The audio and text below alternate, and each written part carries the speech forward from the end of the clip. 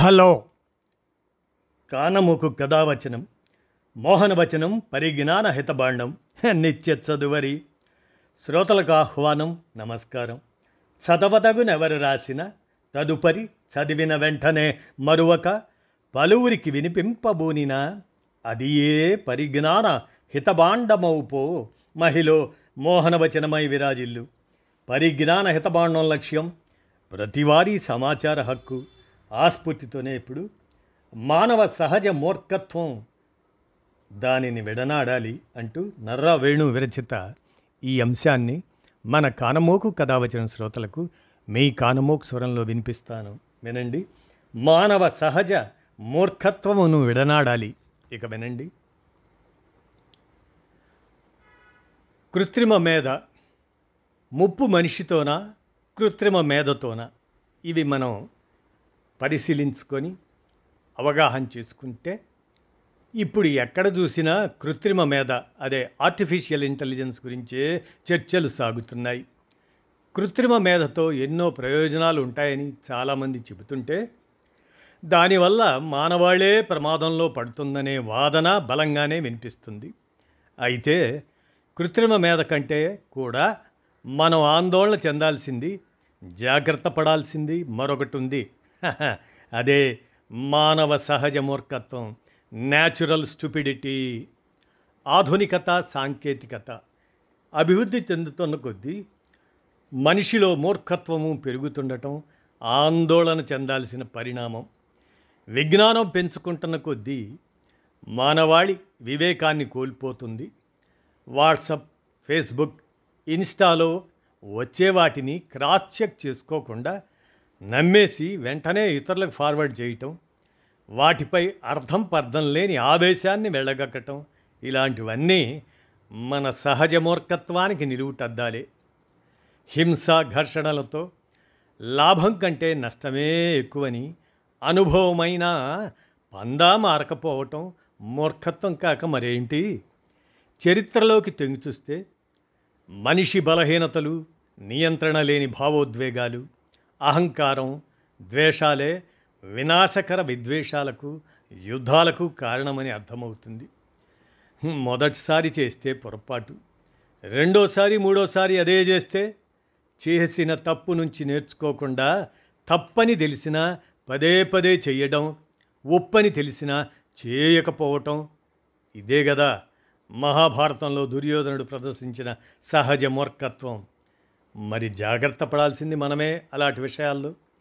భావోద్వేగాలకు బానిసలుగా మారి ముందస్తు అభిప్రాయాల ప్రభావంతో నిర్ణయాలు తీసుకోవటం, ఇది పెద్ద అవలక్షణం. నచ్చిన నాయకులు చేస్తున్నది, చెబుతున్నది తప్పైనా, నమ్మిన సిద్ధాంతం ఆచరణలో సత్ఫలితాలు ఇవ్వకపోయినా సమర్థించటం, గుడ్డిగా అనుసరించటం సబబేనా? ఊరంతా అనుకుంటున్నారని నమ్మేయడం, నిజానిజాలు తెలుసుకోకుండా మూకధోరణికి లొంగిపోవటం మనిషిలోని సహజ మూర్ఖత్వానికి నిలువెత్తు నిదర్శనాలు. ఈ ప్రపంచంలో ఉన్నదంతా వైవిధ్యమేనని గుర్తించలేక ఒక మతం కంటే మరో మతం, ఒక జాతి కంటే మరో జాతి, ఒక భాష కంటే మరో భాష గొప్పదని అనుకుంటూ రోజు రోజుకు వెనక్కి వెళ్ళడం విచారకరం. వ్యాపార ప్రచార మాయలో పడి ముఖం తెల్లగా మారేందుకు, అలా కనిపించేందుకు ఏందేందో పూసుకుంటున్నారు, ఏంటేంటో చేస్తున్నారు. నలుపంటే ఎందుకంత నామోషి? తన ప్రతిభతో ప్రపంచాన్ని మైమరిపించే స్థాయికి ఎదిగిన ఆ మైకేల్ జాక్సన్ కూడా ఈ మాయలో పడిపోయాడంటే ఏమనుకోవాలి? పొద్దున్నే లేచి నడవటం ఆరోగ్యానికి మంచిదని తెలుసు, కానీ చేయం. ఏది పడితే అది తినటం మంచిది కాదని తెలుసు, అయినా వదలం. సెల్ ఫోన్కు బానిస కాకూడదని తెలుసు, చూడకుండా ఉండలేము. ఇవన్నీ సహజ మూర్ఖత్వ ప్రతీకలే. కృత్రిమ మేధ ఆధారిత డ్రైవర్ రహిత ఆర్టిఫిషియల్ ఇంటెలిజెన్స్ డ్రైవర్లెస్ కారులో లోపం ఉంటే సాఫ్ట్వేర్ సరిచేస్తే సర్దుకుంటుంది. కానీ ఓ చేతిలో సెల్ ఫోన్ చూస్తూ మరో చేత్తో డ్రైవింగ్ చేసే మనుషులను ఎలా మార్చగలం? తెలిసి తప్పులు చేయటం, పక్షపాతం ప్రదర్శించటం మనిషికే చెల్లు. ఆర్టిఫిషియల్ ఇంటెలిజెన్స్ అలా చెయ్యదు. ఆర్టిఫిషియల్ ఇంటెలిజెన్స్ అనేది పూర్తిగా డేటా ట్రైనింగ్పై ఆధారపడింది. ఆ రెండింటినీ మనిషే ఇస్తాడు. మనిషి ఇచ్చే డేటా పక్షపాతంతో నిండిందైనా, అసంపూర్ణమైనా, తప్పైనా ఆర్టిఫిషియల్ ఇంటెలిజెన్స్ నిర్ణయాలు తదనుగుణంగానే ఉంటాయి. ఉదాహరణకు ఓ మతం గురించో ఓ ప్రాంతం గురించో తప్పుడు డేటా, తప్పుడు ట్రైనింగ్ ఇస్తే ఆర్టిఫిషియల్ ఇంటెలిజెన్స్ నిర్ణయాలు కూడా తప్పుగానే తీసుకుంటుంది, ఉంటాయి కూడా. మనిషి మూర్ఖత్వమే ఆర్టిఫిషియల్ ఇంటెలిజెన్స్ మూర్ఖత్వాన్ని పెంచుతుంది. అందుకే ఆర్టిఫిషియల్ ఇంటెలిజెన్స్ నిర్ణయాలను నమ్మడంలో కూడా మనిషి జాగ్రత్త పడాల్సిందే. చాట్ జీపీటీ, గ్రోక్, డీప్సీక్ ఇవి చెప్పినంత మాత్రాన అంతా సత్యం అని అనుకోవటమే మూర్ఖత్వమే. స్వయంగా క్రాస్ చెక్ చేసుకోకుండా ఆర్టిఫిషియల్ ఇంటెలిజెన్స్ రోగ నిర్ధారణను నమ్మి ఒక డాక్టర్ గుడ్డిగా చికిత్స మొదలు పెడితే ఎలా ఉంటుందో ఊహించుకోండి. ఆర్టిఫిషియల్ ఇంటెలిజెన్స్ అయినా మరే సాంకేతికత అయినా మానవాళికి విపత్తుగా తయారవుతుందంటే దానికి కారణం మనిషే, మన ఆలోచనలే. మనిషి బాధ్యత మరిచి దురుద్దేశంతో వ్యవహరిస్తేనే ఆర్టిఫిషియల్ ఇంటెలిజెన్స్ కూడా మూర్ఖంగా మారుతుంది. కాబట్టి ఆర్టిఫిషియల్ ఇంటెలిజెన్స్ ప్రమాదకరంగా మారడమా మారకపోవడమా అనేది మనిషి ఆలోచనలపైనే ఆధారపడి ఉంటుంది. మనిషి విలువలకు తిలోదకాలు ఇస్తే ఆర్టిఫిషియల్ ఇంటెలిజెన్స్ కూడా విలువలు లేకుండా ఉంటుంది. మరి విలువలతో కూడిన ఎథికల్ ఆర్టిఫిషియల్ ఇంటెలిజెన్స్ను తయారు చేయాల్సిన బాధ్యత మనిషిపైనే ఉంది. ఆర్టిఫిషియల్ ఇంటెలిజెన్స్ డెవలపర్లు, కంపెనీలు, వినియోగదారులు, ప్రభుత్వాలు సమిష్టిగా బాధ్యత తీసుకుంటేనే ఆర్టిఫిషియల్ ఇంటెలిజెన్స్ ప్రమాదకారి కాకుండా ప్రయోజనకారి అవుతుంది. ఆర్టిఫిషియల్ ఇంటెలిజెన్స్కి ఫీడ్ అయ్యే డేటా అంతా మనిషి జీవితమే.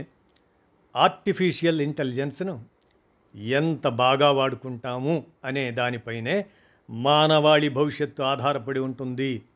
మన మూర్ఖత్వాన్ని ఆర్టిఫిషియల్ ఇంటెలిజెన్స్కి కూడా అప్పగిస్తే అది వెనక్కి తీసుకోలేనంత వినాశకరంగా మారుతుంది.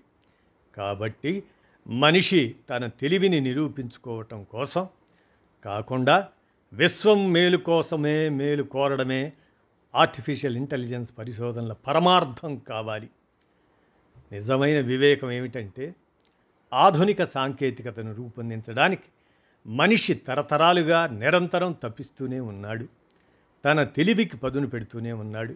కానీ మానవాళికి నిజంగా మేలు జరగాలంటే గతంలో చేసిన తప్పులను అర్థం చేసుకొని జీవజాలం మేలు కోరడమే అసలైన తెలివి అని మనిషి గుర్తించాలి. తన అధికారం, ఆధిపత్యం ఇలాంటి భౌతిక భావనల నుంచి బయటికి వచ్చి శాంతియుత సమాజం కోసం ఆలోచించటమే నిజమైన జ్ఞానం అని అవగతం చేసుకోవాలి. ఈ భూమి మీద ఆధిపత్యం తన హక్కు అని భావించకుండా తాను అందరిలో ఒకడినని అర్థం చేసుకోవటం అసలైన వివేకమని గుర్తెరగాలి. మనుషులుగా ఎంత ఆధునికంగా సాంకేతికంగా బలోపేతం అవుతాం అనే కంటే దానికన్నా కూడా సాటి మనుషులు జీవజాలంతో ఎంత సామరస్యంగా సహజీవనం చేస్తామనే దానిపైనే మానవాళి మనుగడ ఆధారపడి ఉంటుంది. దాని నుంచి దూరమైతే మానవతకే అర్థం లేదు అంటూ మానవ సహజ మూర్ఖత్వమును విడనాడాలి అంటూ నర్రా వేణు అందజేసిన ఈ హితోపదేశ అంశాన్ని మన కానమోకు కథావచనం శ్రోతలకు మీ కానమోకు స్వరంలో వినిపించాను. విన్నారుగా, ఆలోచించండి. ధన్యవాదాలు.